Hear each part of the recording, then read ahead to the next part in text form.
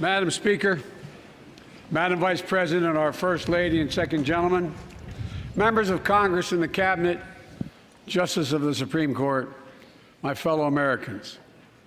Last year, COVID-19 kept us apart. This year, we're finally together again. Tonight,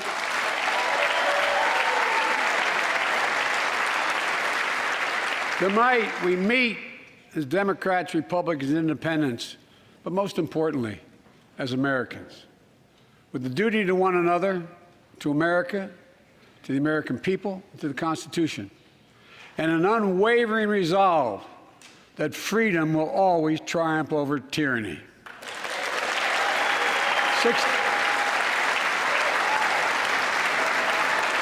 Thank you.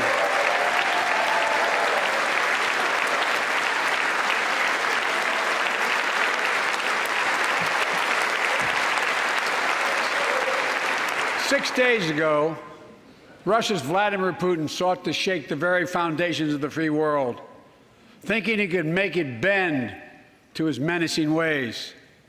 But he badly miscalculated. He thought he could roll into Ukraine and the world would roll over. Instead, he met with a wall of strength he never anticipated or imagined. He met the Ukrainian people.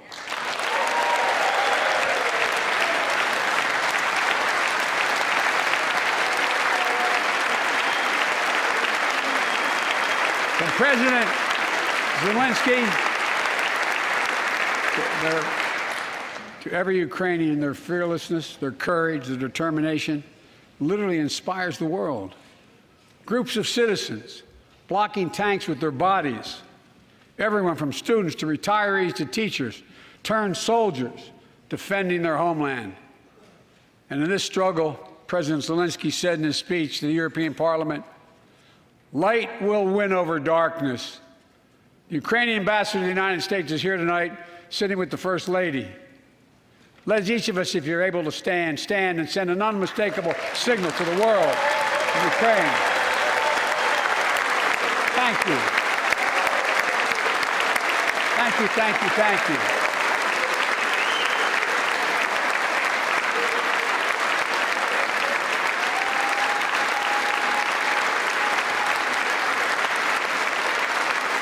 She's bright, she's strong, and she's resolved.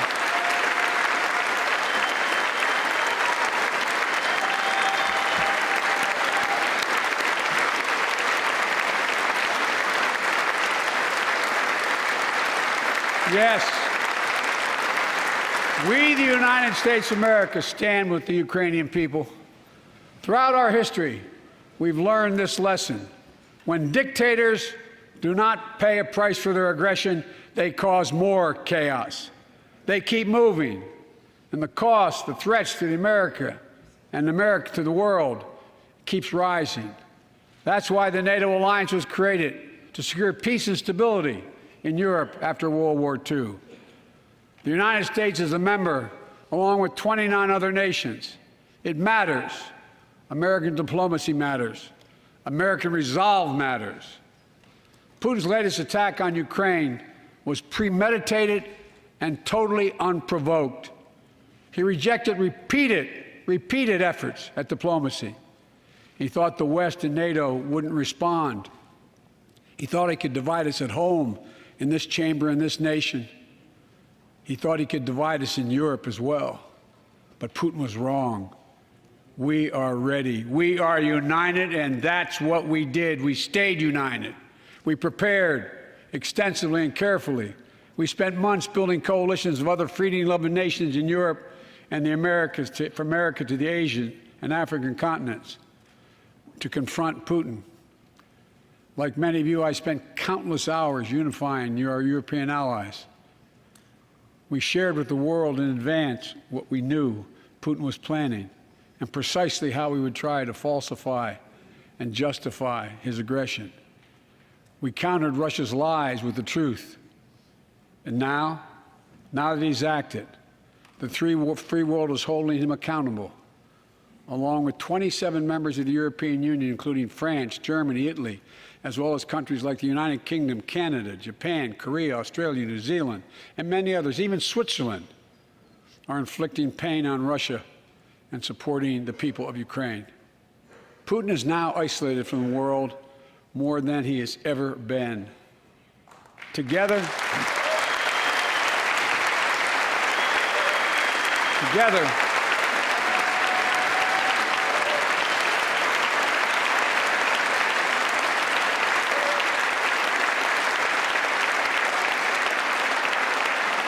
along with our allies, we are right now enforcing powerful economic sanctions. We're cutting off Russia's largest banks in the international financial system, preventing Russia's central bank from defending the Russian ruble, making Putin's $630 billion war fund worthless. We're choking Russia's access. To technology that will sap its economic strength and weaken its military for years to come. Tonight, I say to the Russian oligarchs and the corrupt leaders who bilked billions of dollars off this violent regime, no more. The United States, I mean it.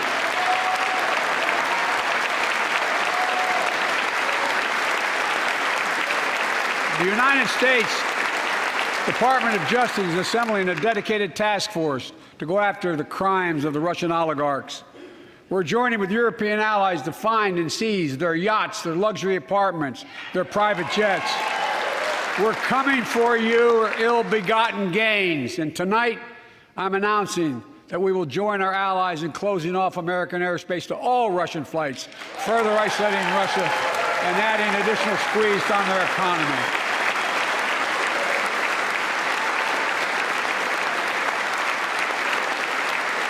He has no idea what's coming.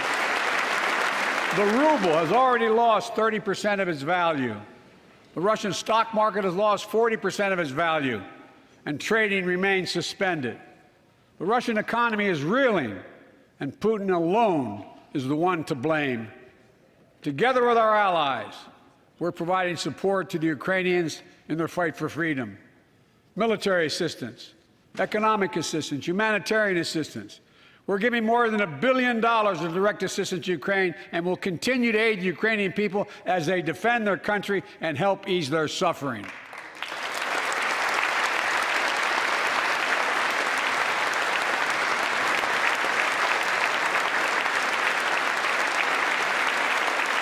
But let me be clear. Our forces are not engaged and will not engage in the conflict with Russian forces in Ukraine.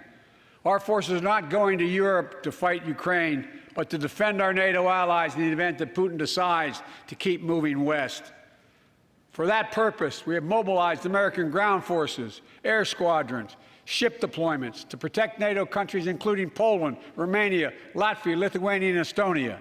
And as I've made crystal clear, the United States and our allies will defend every inch of territory that is NATO territory with the full force of our collective power. Every single inch.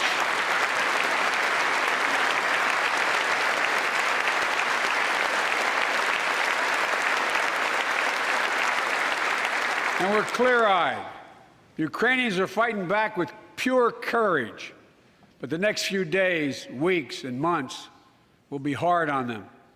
Putin has unleashed violence and chaos, but while he may make gains on the battlefield, he'll pay a continuing high price over the long run. And a pound of Ukrainian people, the proud, proud people, pound for pound, ready to fight with every inch of energy they have. They've known 30 years of independence, have repeatedly shown that they will not tolerate anyone who tries to take their country backwards. To all Americans, I'll be honest with you, as I always promised I would be. A Russian dictator invading a foreign country has cost around the world. And I'm taking robust action to make sure the pain of our sanctions is targeted at the Russian economy, and that we use every tool at our disposal to protect American businesses and consumers. Tonight, I can announce the United States has worked with 30 other countries to release 60 million barrels of oil from reserves around the world. America will lead that effort, releasing 30 million barrels of our own strategic petroleum reserve. And we stand ready to do more if necessary, united with our allies.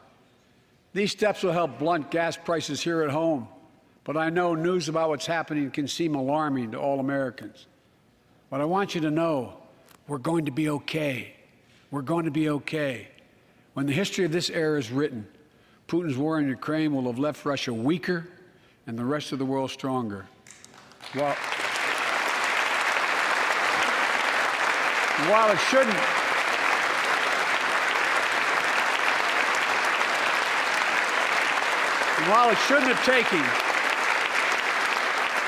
have taken something so terrible for people around the world to see what's at stake, now everyone sees it clearly. We see the unity among leaders of nations, a more unified Europe, a more unified West. We see unity among the people who are gathering in cities and large crowds around the world, even in Russia, to demonstrate their support for the people of Ukraine. In the battle between democracy and autocracies, democracies are rising to the moment, and the world is clearly choosing the side of peace and security. This is the real test, and it's going to take time. So let us continue to draw inspiration from the iron will of the Ukrainian people. To our fellow Ukrainian Americans who forged the deep bond that connects our two nations, we stand with you. We stand with you. Putin may circle Kyiv with tanks, but he'll never gain the hearts and souls of the Iranian people. He'll never extinguish their love of freedom, and he will never weaken the resolve of the free world.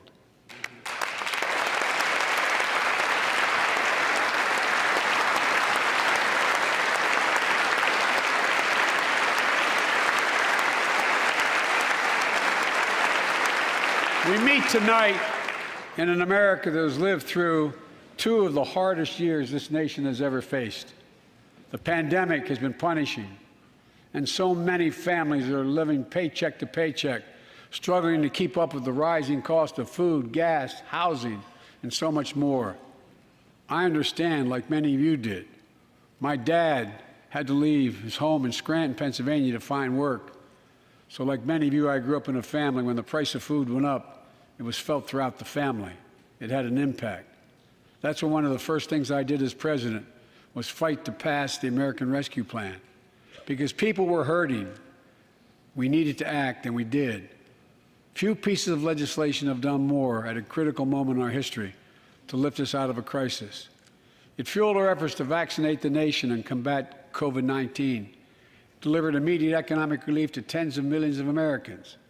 It helped put food on the table. Remember those long lines of cars waiting for hours just to get a box of food put in their trunk. It cut the cost of health care insurance. And as my dad used to say, it gave the people just a little bit of breathing room. Unlike the $2 trillion tax cut passed in the previous administration that benefited the top 1% of Americans, the American Rescue Plan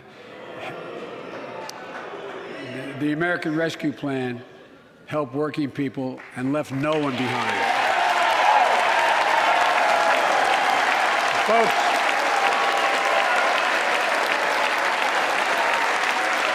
and it worked. It worked.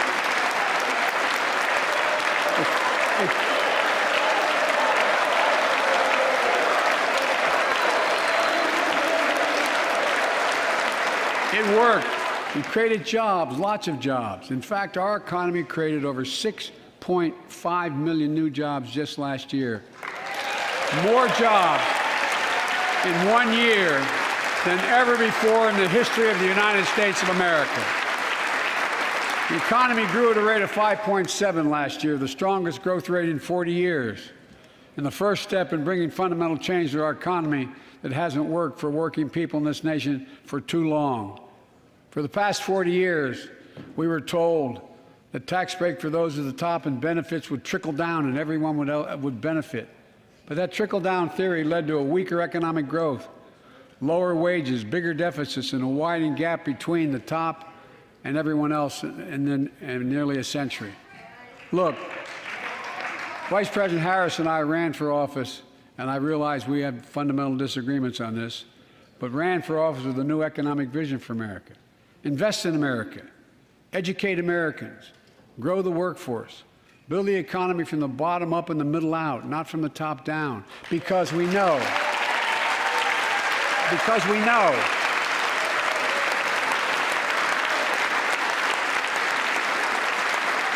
Because we know when the middle class grows, the poor will way up and the wealthy do very well. America used to have the best roads, bridges, and airports on earth. And now our infrastructure is ranked 13th in the world. We won't be able to compete for the jobs of the 21st century if we don't fix it.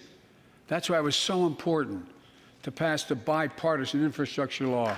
And I thank my Republican friends who joined to invest and rebuild America, the single biggest investment in history. It was a bipartisan effort, and I want to thank the members of both parties who worked to make it happen. We're done talking about infrastructure weeks. We're now talking about an infrastructure decade. And look, it's going to transform America, to put us on a path to win the economic competition of the 21st century that we face with the rest of the world, particularly China. I've told Xi Jinping it's never been a good bet to bet against the American people. We'll create good jobs for millions of Americans, modernizing roads, airports, ports, waterways, all across America. And we'll do it to withstand the devastating effects of climate change and promote environmental justice. We'll build a national network of 500,000 electric vehicle charging stations. Begin to replace the poisonous lead pipes so every child, every American has clean water to drink at home and at school. We're going to provide affordable, high-speed internet for every American, rural, suburban, urban, and tribal communities. 4,000 projects have already been announced. Many of you have announced them in your districts. And tonight, I'm announcing that this year, we will start fixing over 65,000 miles of highway and 1,500 bridges in disrepair. And folks,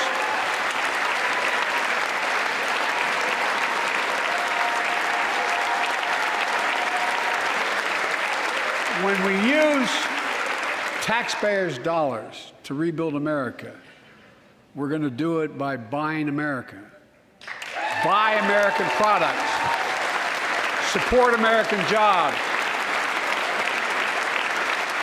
The federal government spends about $600 billion a year to keep this country safe and secure.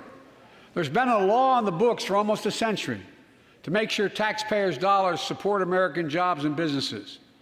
Every administration, Democrat and Republican, says they'll do it, but we're actually doing it. We'll buy America to make sure everything from the deck of an aircraft carrier to the steel on highway guardrails is made in America from beginning to end. All of it. All of it.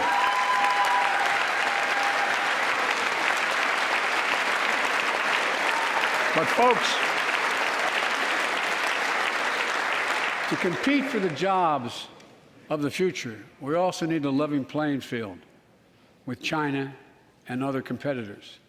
That's why it's so important to pass the Bipartisan Innovation Act sitting in Congress that will make record investments in emerging technologies and American manufacturing. We used to invest almost 2% of our GDP in research and development. We don't now.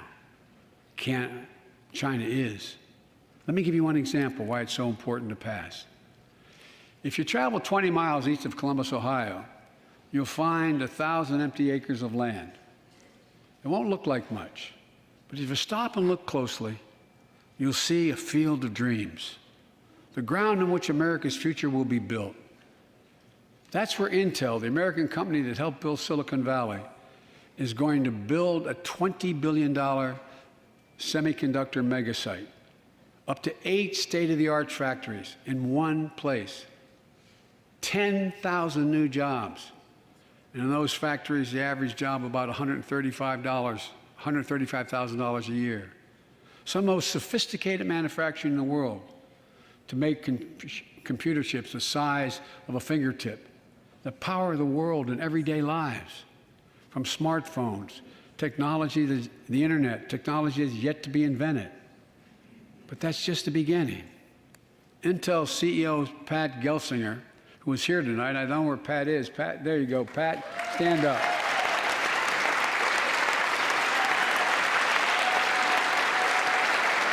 Pat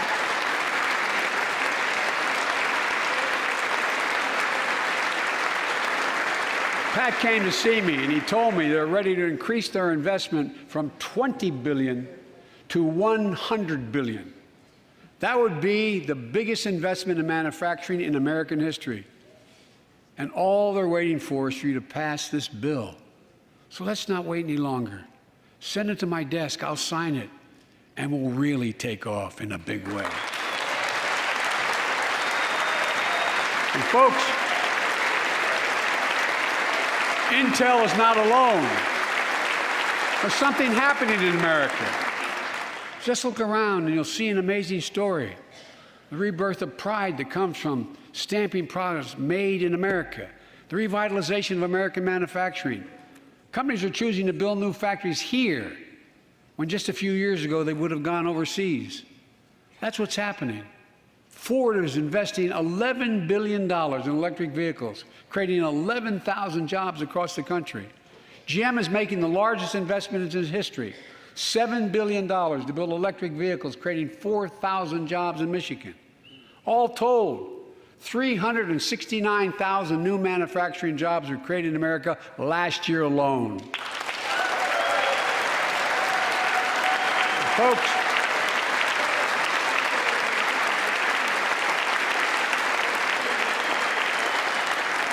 powered by people I've met like JoJo Burgess from generations of union steelworkers in Pittsburgh, who's here tonight. Where are you, JoJo? There you go. Thanks, buddy. As Ohio Senator Sherrod Brown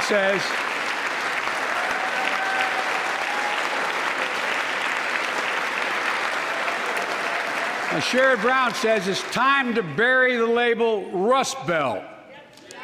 It's time to see what used to be called the Rust Belt become the home of a significant resurgence of manufacturing. And with all the bright spots in our economy, record job growth, higher wages, too many families are struggling to keep up with their bills. Inflation is robbing them of gains they thought otherwise they would be able to feel. I get it. That's why my top priority is getting prices under control. Look, our economy roared back faster than almost anyone predicted. But the pandemic meant that businesses had a hard time hiring enough people because of the pandemic to keep up production in their factories. So you didn't have people making those beams that went into buildings because they were out. The factory was closed. The panic also disrupted the global supply chain. Factories close. When that happens, it takes longer to make goods and get them to the warehouses, to the stores, and prices go up. Look at cars last year. 1/3 of all the inflation was because of automobile sales. There weren't enough semiconductors to make all the cars that people wanted to buy. And guess what? Prices of automobiles went way up, especially used vehicles as well. And so we have a choice. One way to fight inflation is to drive down wages and make Americans poorer. I think I have a better idea to fight inflation. Lower your costs, not your wages. Folks,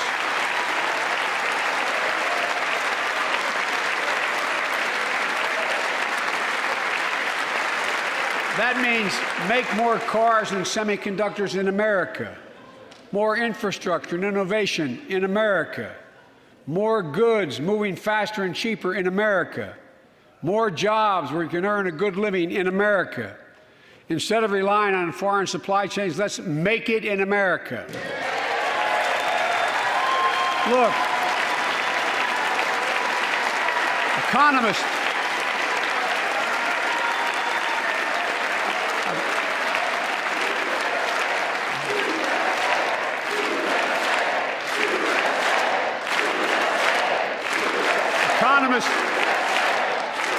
call this increasing the productive capacity of our economy. I call it building a better America. My plan to fight inflation will lower your costs and lower the deficit. 17 Nobel laureates in economics said my plan will ease long-term inflationary pressures. Top business leaders, and I believe most Americans, support the plan. And here's the plan. First, cut the cost of prescription drugs. We pay more for the same drug produced by the same company in America than any other country in the world. Just look at insulin. 1 in 10 Americans has diabetes.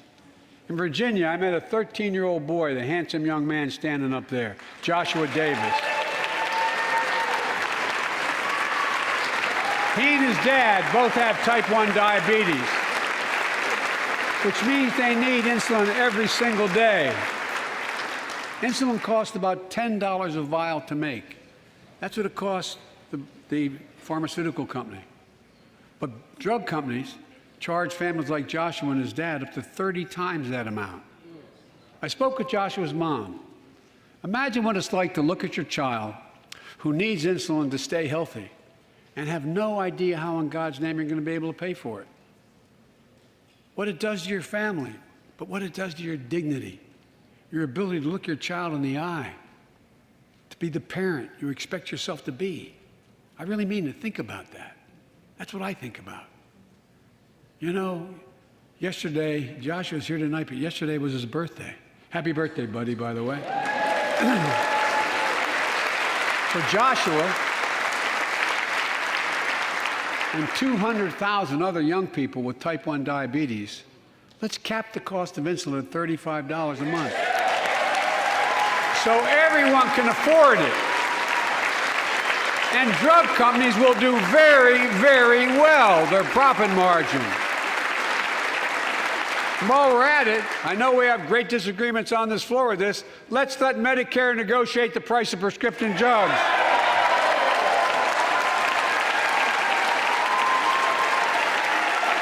They already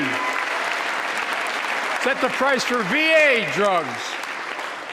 Look, the American Rescue Plan is helping millions of families with Affordable Care Act plans to save them $2,400 a year on their health premiums. Let's close the coverage gap and make these savings permanent. And second,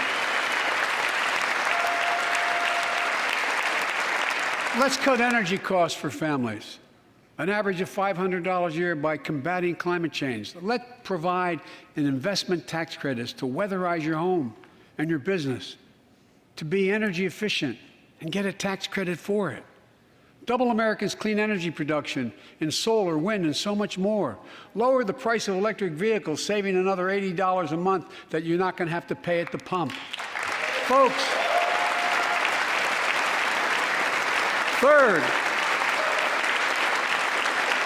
the third thing we can do to change the standard of living for hardworking folks is cut the cost of child care. Cut the cost of child care. Folks, if you live in a major city in America, you pay up to $14,000 a year for child care per child.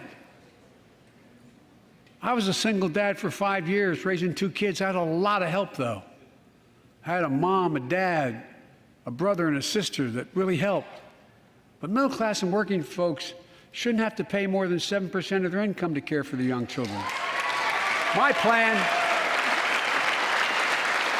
would cut the cost of child care in half for most families and help parents, including millions of women who left the workforce during the pandemic because they couldn't afford child care, to be able to get back to work, generating economic growth. But my plan doesn't stop there. It also includes home and long-term care, more affordable housing, pre-K for 3- and 4-year-olds. All these will lower costs to families.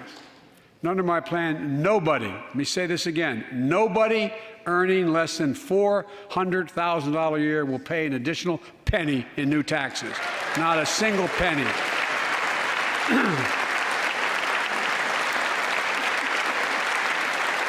I may be wrong, but my guess is if we took a secret ballot in this floor, that we'd all agree that the present tax system ain't fair. We have to fix it. I'm not looking to punish anybody, but let's make corporations and wealthy Americans start paying their fair share. Look, last year,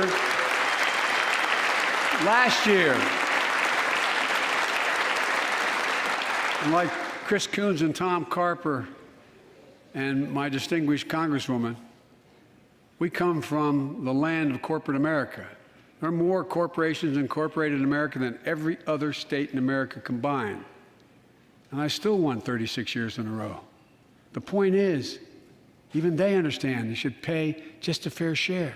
Last year, 55 of the Fortune 500 companies earned $40 billion in profit and paid zero in federal taxes. Now look, it's not fair. That's why I proposed the 15% minimum tax rate for corporations. And that's why in the G7 and other meetings overseas, we're able to put together, I was able to be somewhat helpful, 130 countries agree on a global minimum tax rate. So companies can't get out of paying their taxes at home by shipping jobs and factories overseas. It'll raise billions of dollars. That's why I propose closing loopholes for the very wealthy who pay a lower tax rate than a teacher and a firefighter. So that's my plan, but we'll go in more detail later. We will grow the economy, lower the cost of families. So what are we waiting for? Let's get this done. We all know we've got to make changes. Folks,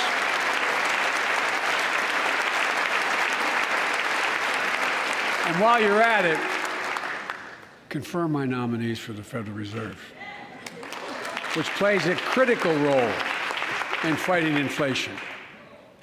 My plan will not only lower costs and give families a fair shot, it will lower the deficit. The previous administration not only ballooned the deficit with those tax cuts for the very wealthy and corporations, it undermined the watchdogs, the job of those to keep pandemic relief funds being wasted. Remember we had those debates about whether or not those watchdogs should be able to see every day how much money was being spent, where was it going to the right place? But in my administration, the watchdogs are back. And we're going to go after the criminals who stole billions of relief money meant for small business and millions of Americans. And tonight I'm announcing that the Justice Department will soon name a chief prosecutor for pandemic fraud.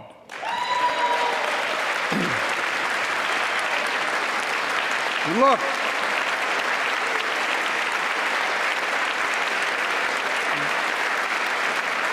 I think we all agree, thank you. By the end of this year, the deficit will be down to less than half of what it was before I took office. The only president ever to cut the deficit by more than $1 trillion in a single year. Lowering your cost also meant demanding more competition. I'm a capitalist, but capitalism without competition is not capitalism. Capitalism without competition is exploitation. It drives up profits. And corporations have to compete. Their profits go up and your prices go up when they don't have to compete. Small businesses and family farmers and ranchers, I need not tell some of my Republican friends from those states. Guess what? You got 4 basic meat packing facilities. That's it. You play with them or you don't get to play at all. And you pay a hell of a lot more. A hell of a lot more because there's only 4. See what's happening with ocean carriers moving goods in and out of America. During the pandemic, about half a dozen or less foreign-owned companies raised prices by as much as 1,000% and made record profits. Tonight, I'm announcing a crackdown on those companies overcharging American businesses and consumers. And folks,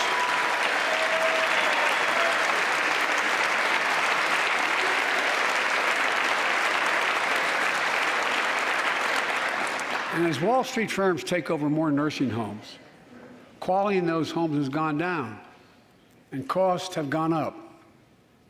That ends on my watch. Medicare is going to set higher standards for nursing homes and make sure your loved ones get the care they deserve and that they inspect and they will look at closely. We're also going to cut costs to keep the economy going strong and giving workers a fair shot, provide more training and apprenticeships, hire them based on skills, not just their degrees. Let's pass the Paycheck Fairness Act and paid leave. Raise the minimum wage to $15 an hour and extend the child tax credit so no one has to raise a family in poverty. Let's increase Pell Grants, increase our historic support for HBCUs, and invest in what Jill, our First Lady who teaches full-time, calls America's best-kept secret, community colleges. Look, let's pass the PRO Act. When a majority of workers want to form a union, they shouldn't be able to be stopped. When we invest in our workers and we build an economy from the bottom up and the middle out together, we can do something we haven't done in a long time, build a better America.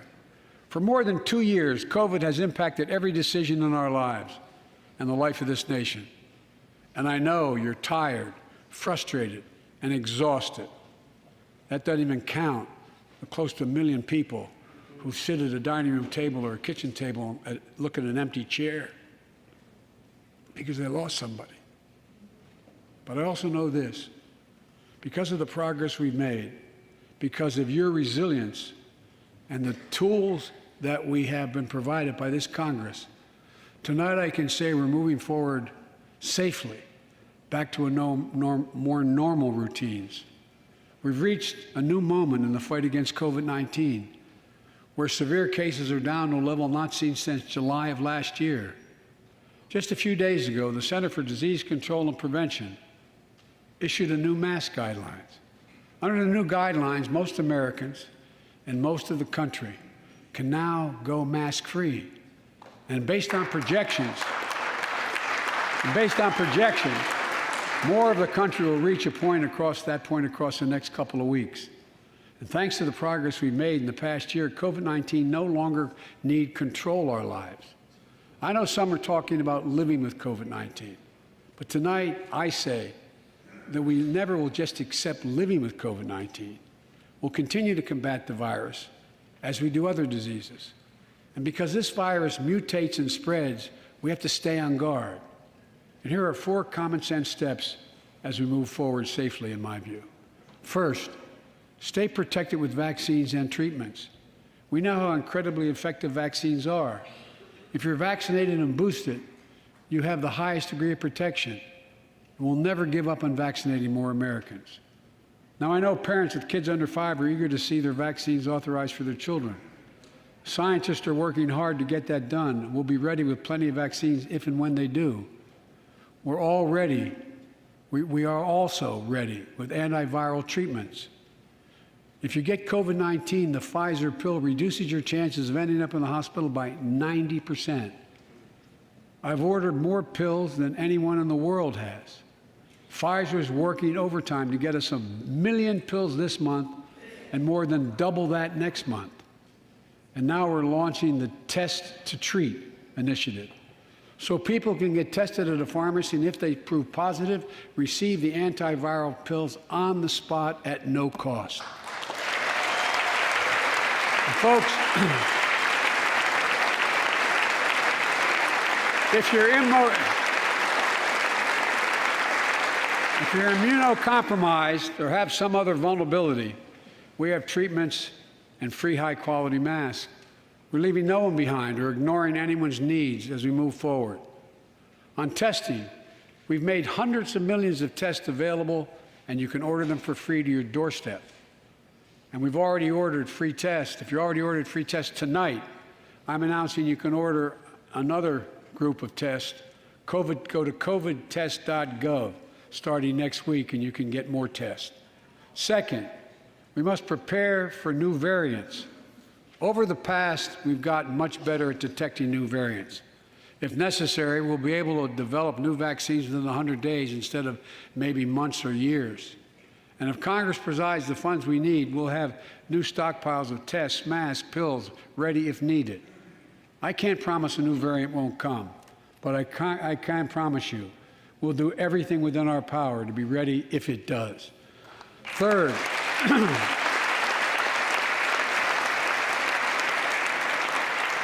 we can end the shutdown of schools and businesses. We have the tools we need. It's time for America to get back to work and fill our great downtowns again with people. People working from home can feel safe and begin to return to their offices. We're doing that here in the federal government. The vast majority of federal workers will once again work in person. Our schools are open. Let's keep it that way. Our kids need to be in school.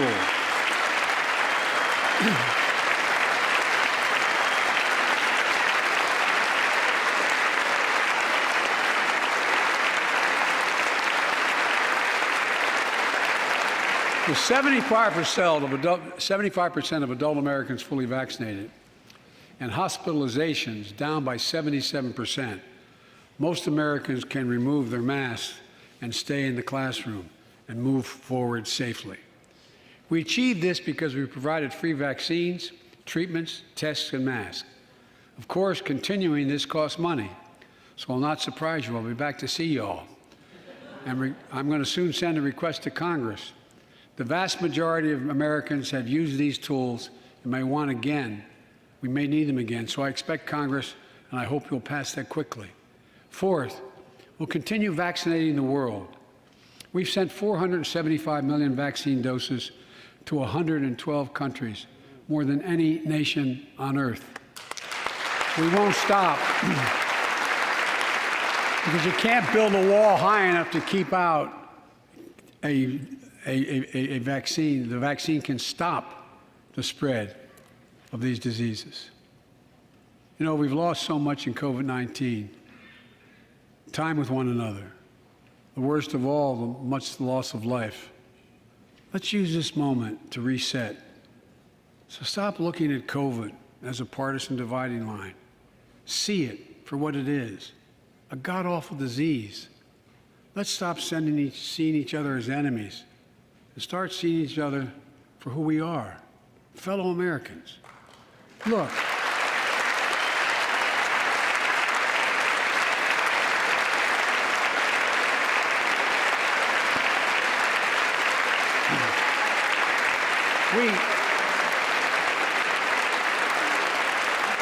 we can't change how divided we've been. It was a long time in coming. But we can change how to move forward on COVID-19 and other issues that we must face together. I recently visited New York City Police Department days after the funerals of Officer Wilbur Mora and his partner, Officer Jason Rivera. They were responding to a 9/11 call when a man shot and killed them with a stolen gun. Officer Mora was 27 years old. Officer Rivera was 22 years old. Both Dominican Americans who grew up in the same streets that they later chose to patrol as police officers.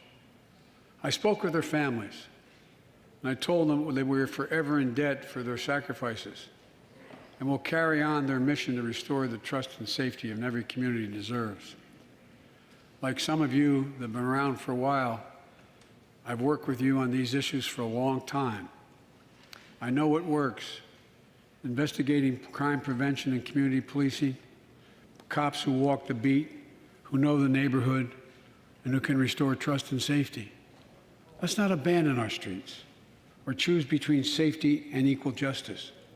Let's come together and protect our communities, restore trust, and hold law enforcement accountable. That's why the Justice Department has required body cameras, banned chokeholds, and restricted no-knock warrants for its officers. That's why the American Rescue Plan that you all provided $350 billion that cities, states, and counties can use to hire more police, invest in more proven strategies.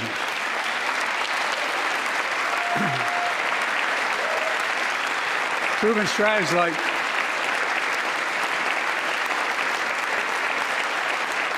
strategies like community violence interruption, trusted messengers, breaking the cycle of violence and trauma, and giving young people some hope. We should all agree the answer is not to defund the police. It's to fund the police. Fund them. Fund them.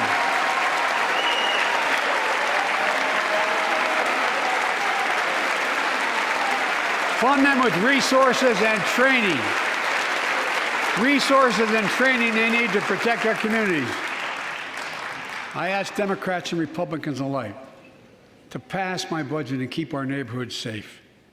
And we'll do everything in my power to crack down on gun trafficking, of ghost guns that you can buy online, assemble at home, no serial numbers, can't be traced. I ask Congress to pass proven measures to reduce gun violence. Pass universal background checks. Why should anyone on the terrorist list be able to purchase a weapon?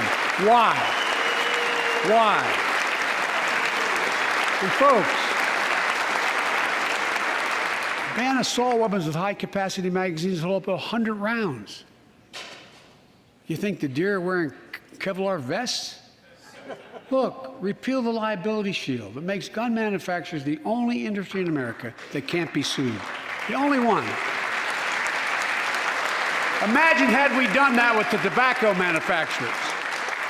These laws don't infringe on the Second Amendment. They save lives.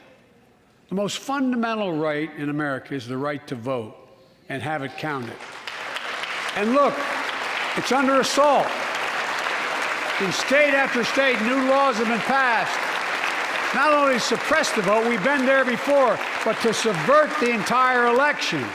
We can't let this happen. Tonight, I call on the Senate to pass the Freedom to Vote Act, pass the John Lewis Act, Voting Rights Act.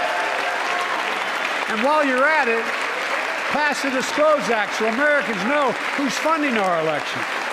Look, tonight, I like to honor someone who dedicated his life to serve this country. Justice Breyer, an Army veteran, constitutional scholar, retiring Justice of the United States Supreme Court. Justice Breyer, thank you for your service. Thank you, thank you, thank you. I mean it. Get up, stand up and see you. Thank you.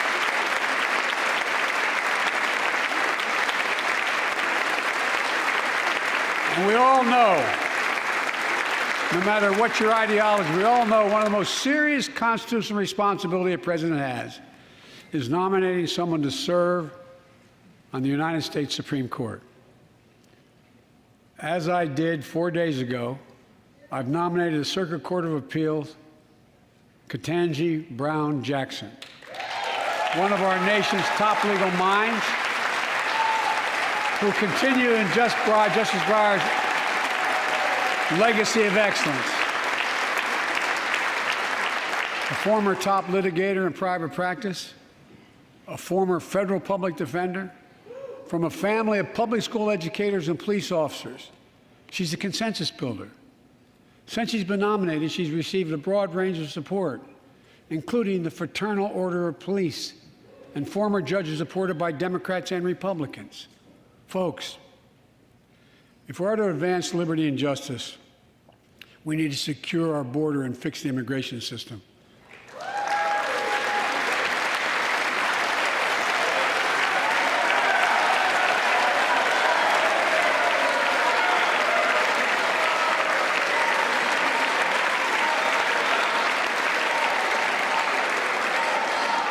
And as you might guess, I think we can do both.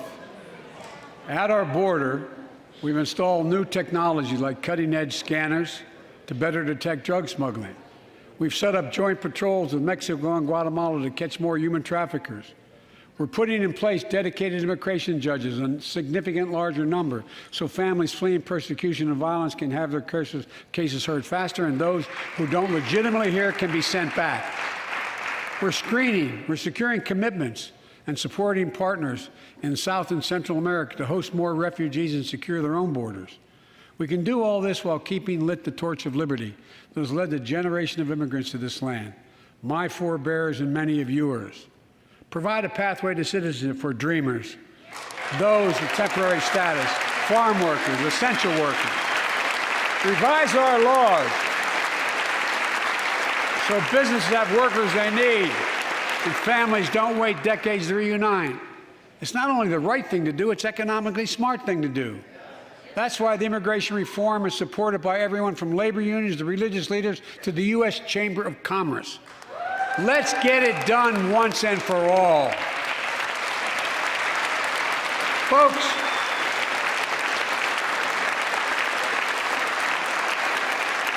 advancing liberty and justice also requires protecting the rights of women. The constitutional right affirmed by Roe v. Wade, standing precedent for half a century, is under attack as never before. If you want to go forward, not backwards, we must protect access to health care, preserve a woman's right to choose, and continue to advance maternal health care for all Americans. And folks, for our LGBTQ plus Americans, let's finally get the Bipartisan Equality Act to my desk. The onslaught of state laws targeting transgender Americans and their families, it's simply wrong. And I said last year, especially to our younger transgender Americans, I'll always have your back as your president so you can be yourself and reach your God-given potential. Folks,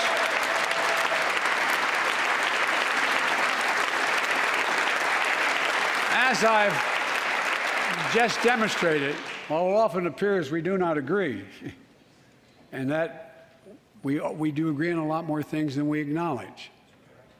I signed 80 bipartisan bills into law last year, from preventing government shutdowns, to protecting Asian Americans from still too common hate crimes, to reforming military justice, and will soon be strengthening the Violence Against Women Act that I first wrote 3 decades ago.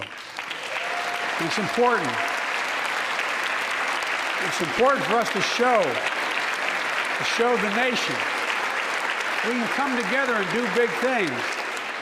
So tonight I'm offering a unity agenda for the nation. 4 big things we can do together, in my view. First, beat the opioid epidemic. There's so much we can do.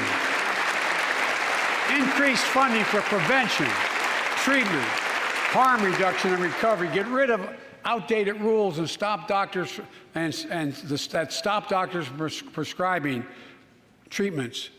Stop the flow of illicit drugs by working with state and local law enforcement to go after the traffickers. And if you're suffering from addiction, you should know you're not alone. I believe in recovery, and I celebrate the 23 million Americans in recovery. Second, let's take on mental health, especially among our children whose lives and education have been turned upside down. The American Rescue Plan gave schools money to hire teachers and help students make up for lost learning. I urge every parent to make sure your school does just that. They have the money. We can all play a part. Sign up to be a tutor or a mentor. Children were also struggling before the pandemic: bullying, violence, trauma, and the harms of social media. As Frances Haugen, who is here tonight with us, has shown, we must hold social media platforms accountable for the national experiment they're conducting on our children for profit.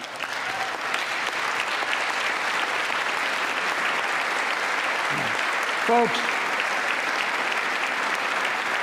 thank you. Thank you for the courage you showed. It's time to strengthen privacy protections, ban targeted advertising to children, demand tech companies stop collecting personal data on our children, and let's get all Americans the mental health services they need. More people can turn for help and full parity between physical and mental health care if we treat it that way in our insurance. Look,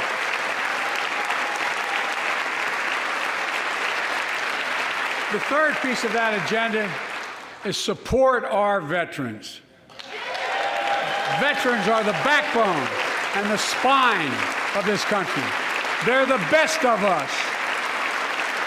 I've always believed that we have a sacred obligation to equip those we send to war and care for those in their family when they come home. My administration is providing assistance in job training, housing, and now helping lower-income veterans get VA care debt-free. And our troops in Iraq and Afghanistan have faced many dangers, one being stationed at bases breathing in toxic smoke from burn pits. Many of you have been there. I've been in and out of Iraq and Afghanistan over 40 times. These burn pits that incinerate waste, the waste of war, medical and hazardous material, jet fuel, and so much more. And they come home, many of the world's fittest and best trained warriors in the world. Never the same. Headaches, numbness, dizziness. A cancer that would put them in a flag-draped coffin. I know.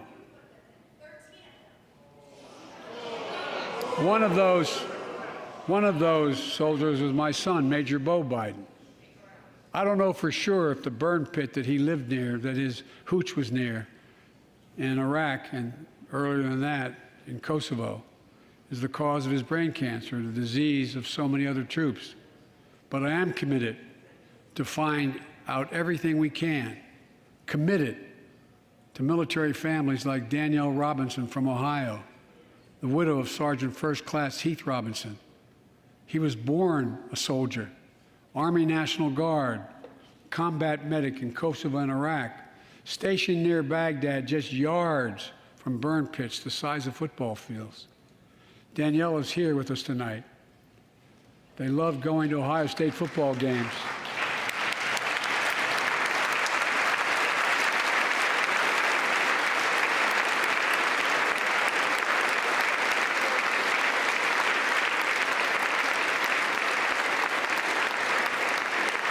And they love building Legos with their daughter. But cancer from prolonged exposure to burn pits ravaged Heath's lungs and body. Danielle says Heath was a fighter to the very end. He didn't know how to stop fighting, and neither did she. Through her pain, she found purpose to demand that we do better. Tonight, Danielle, we are going to do better. The VA is pioneering new ways of linking toxic exposure to disease, already helping more veterans get benefits. And tonight, I'm announcing we're expanding eligibility to veterans suffering from 9 respiratory cancers. I'm also calling on Congress to pass a law to make sure veterans devastated by toxic exposure in Iraq and Afghanistan finally get the benefits and the comprehensive health care they deserve.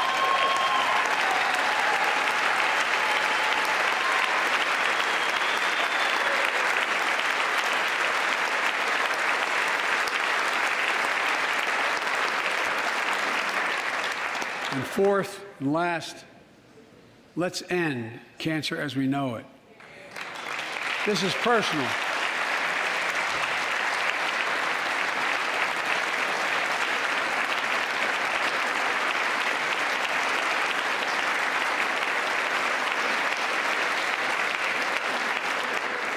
This is personal to me and to Jill and to Kamala and so many of you.